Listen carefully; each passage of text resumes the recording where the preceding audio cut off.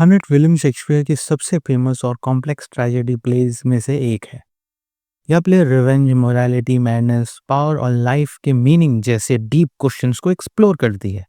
इस प्ले की setting Denmark है और स्टोरी प्रिंस हैमलेट के इर्द गिर्द घूमती है, जो अपने फादर की मर्डर का बदला लेने के संघर्ष से गुजरता है।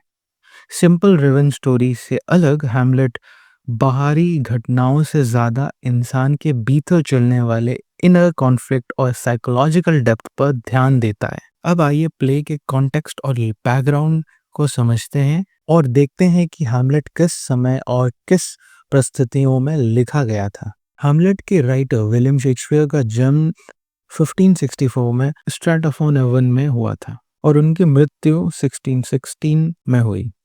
वह एलिजाबेथन और जैकोबियन एरा के सबसे फेमस प्लेराइट और पोएट माने जाते हैं।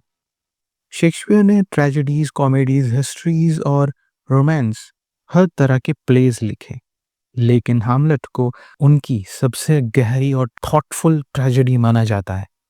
यह प्ले लगभग 1600 और 1601 के बीच लिखी गई थी। अब चलिए थोड़ा और डीप डाइव करते हैं और हैमलेट की जॉनरा और स्ट्रक्चर पर बात करते हैं, जिससे हमें यह समझ आता है कि यह प्ले किस तरह काम करती है।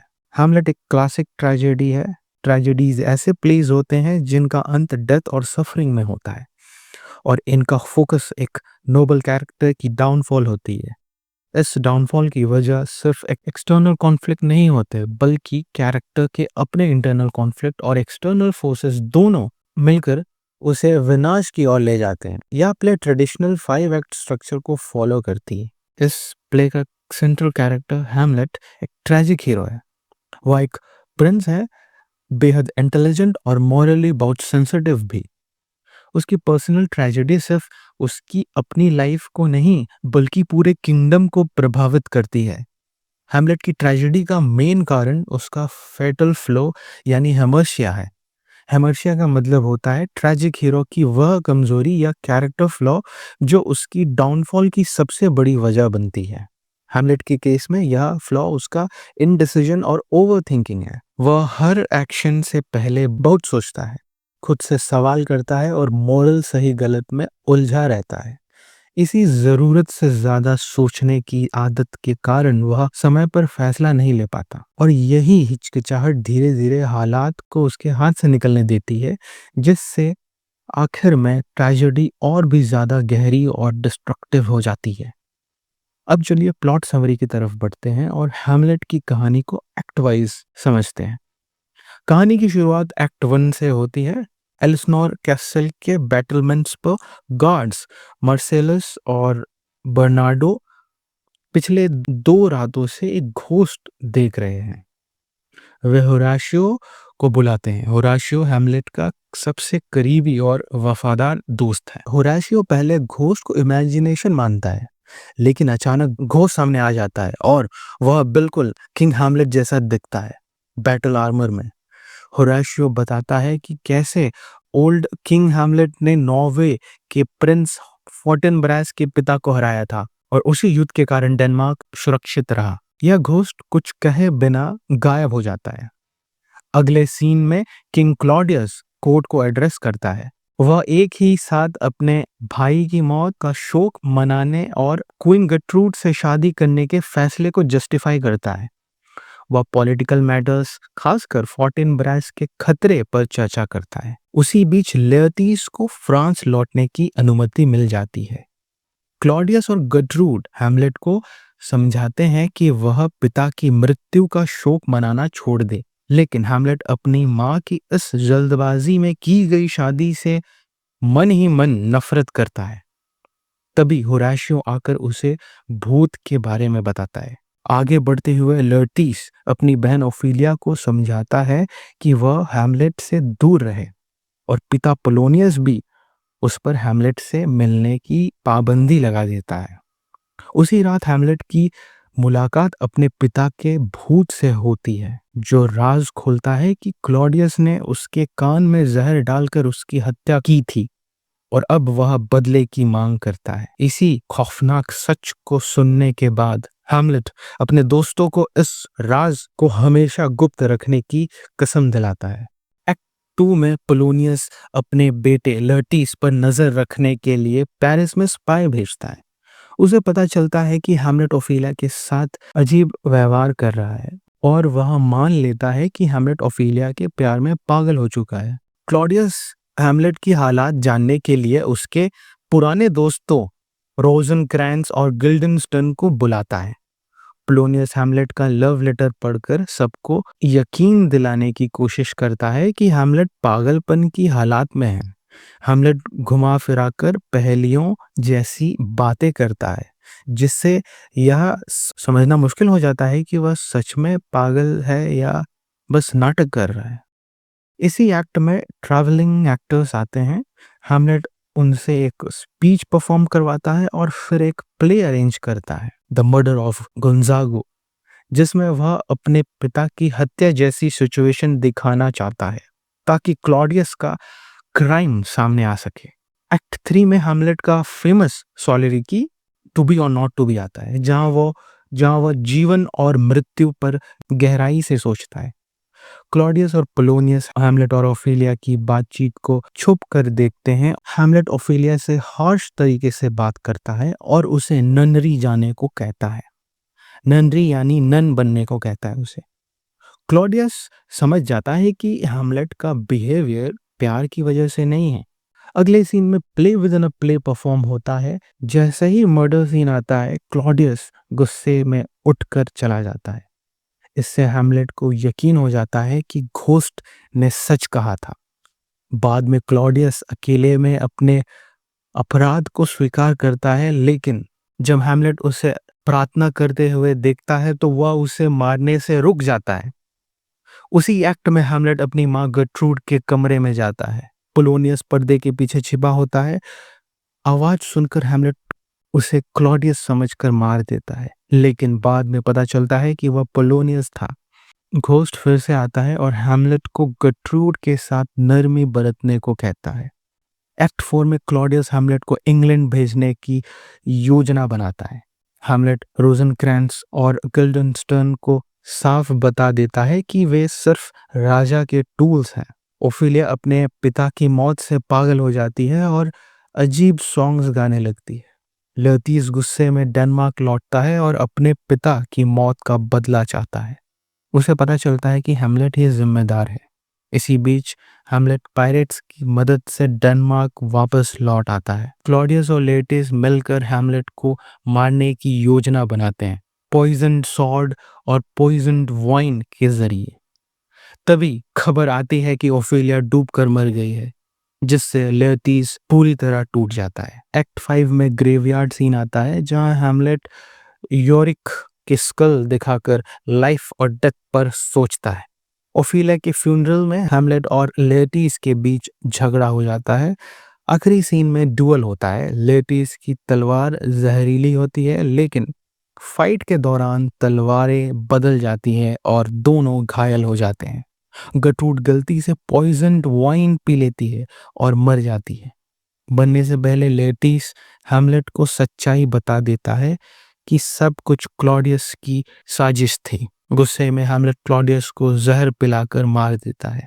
लेटिस और हैमलेट एक दूसरे को माफ कर देते हैं। मरते हुए हैमलेट होराशियो से कहता है कि वह उसकी कहानी दुनिया को बताए और यह भी इशारा करता है कि फोर्टिनब्रास अगला राजा बनेगा। अंत में हैमलेट की मृत्यु हो जाती है और फोर्टिनब्रास उसे सोल्जर्स ऑनर के साथ बरियल देने का आदेश देता है।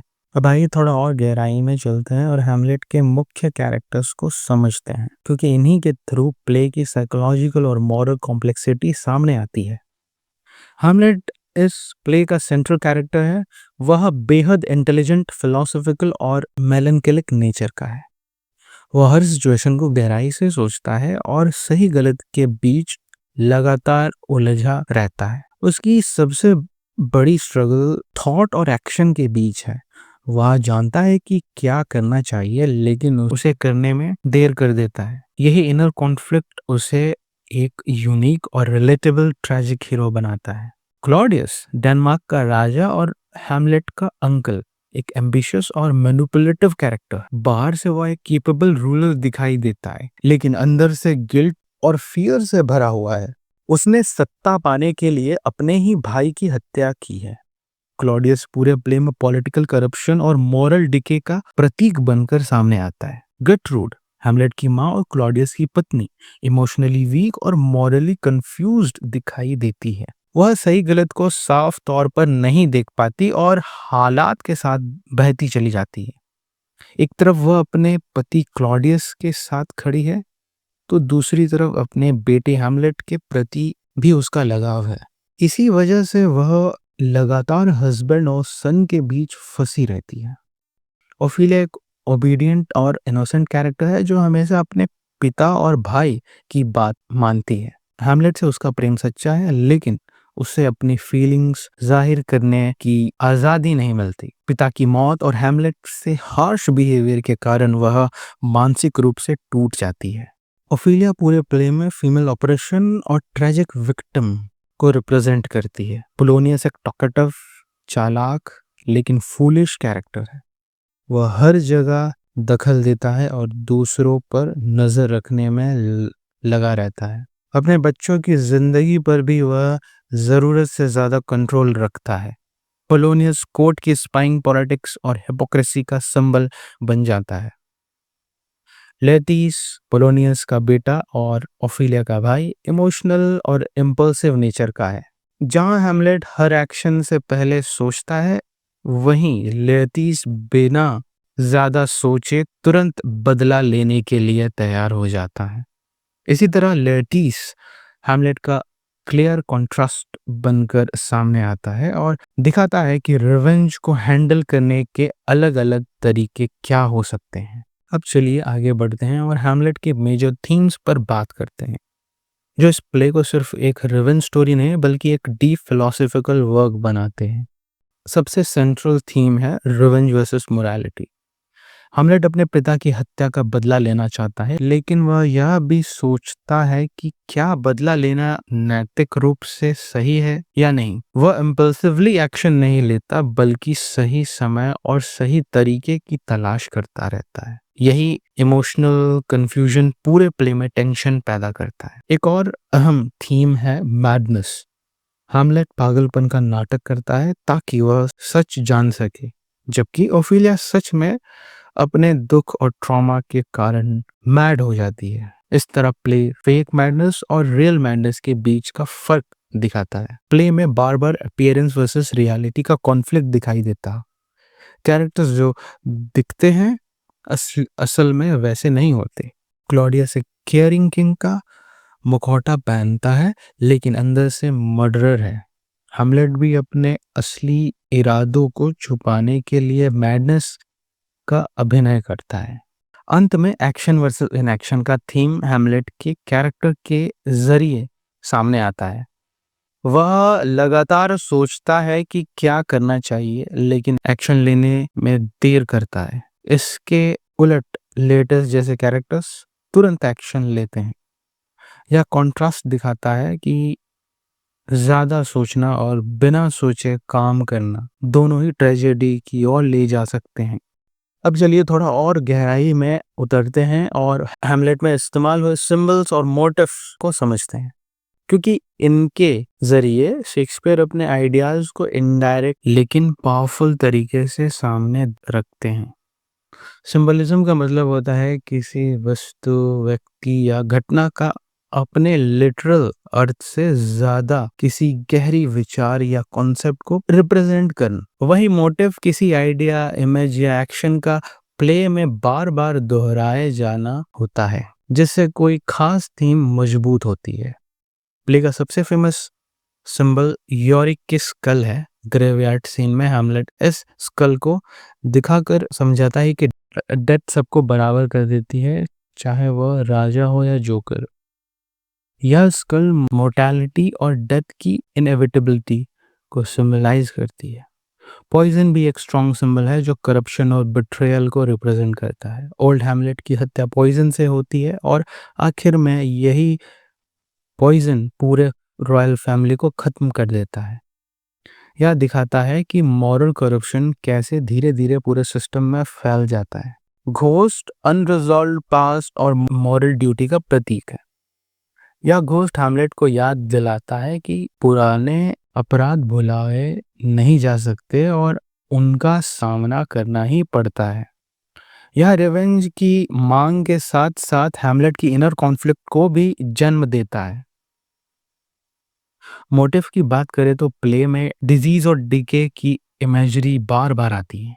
डेनमार्क को एक सड़े हुए शरीर की तरह दिखाया गया है, जो यह बताता है कि क्लॉडियस का अपराध पूरे राज्य को बीमार बना चुका है। स्पाइंग और सर्वेलेंस भी एक रिकरिंग मोटिव है। पोलोनियस, क्लॉडियस और यहाँ तक कि रोजनक्रैंस और गिल्डनस्टन भी दूसरों पर नजर रखते हैं। इससे कोर्ट की डिस्ट्रस्टफुल और मैनिपुलेटिव नेचर सामने आती है। इसके अलावा थिएटर और एक्शन का मोटिव भी बेहद महत्वपूर्ण है। हैमलेट मैडनेस का अभिनय करता है और play with in a play के जरिए सच को उजागर करता है। यह मोटिव यह दिखाता है कि लाइफ खुद एक स्टेज है। यहाँ लोग अक्सर अपने असली चेहरे छुपाकर रोल निभाते हैं। अब आखिर में चलिए हैमलेट को प्रॉपरली कंक्लूड करते हैं। हैमलेट सिर्फ एक रिवेंज ट्रेजेडी नहीं, बल्कि यह इंसानी कॉन्शियस और सोच की गहरी फिलोसॉफिकल एक्सप्लोरेशन है। शेक्सपियर ने यहाँ ऐसा हीरो दिखाया है जो एक्शन लेने से पहले सोचता है, सवाल करता है और खुद से टकराता है। यही वजह है कि हैमलेट आज भी हमें काफी रिलेटेबल लगता है। यह प्ले पावर, जस्टिस, मोरालिटी और डिके की कीमत जैसे बड़े सवाल उठाती है। हैमलेट का हेजिटेशन दिखाता है कि देर से लिया गया डिसीजन सिर्फ एक व्यक्ति को नहीं बल्कि पूरे सिस्टम को नुकसान पहुंचा सकता है। अपनी साइकोलॉजिकल डेप्थ और यूनिवर्सल थीम्स की वजह से हैमलेट आज भी उतना ही रिलेवेंट है जितना शेक्सपियर के समय में था। यही कारण है कि सदियों बाद भी यह प्ले पढ़ी, समझी और डिस्कस की जाती है। और यहीं हैमलेट की टाइमलेस ग्रेटनेस सामने आती है।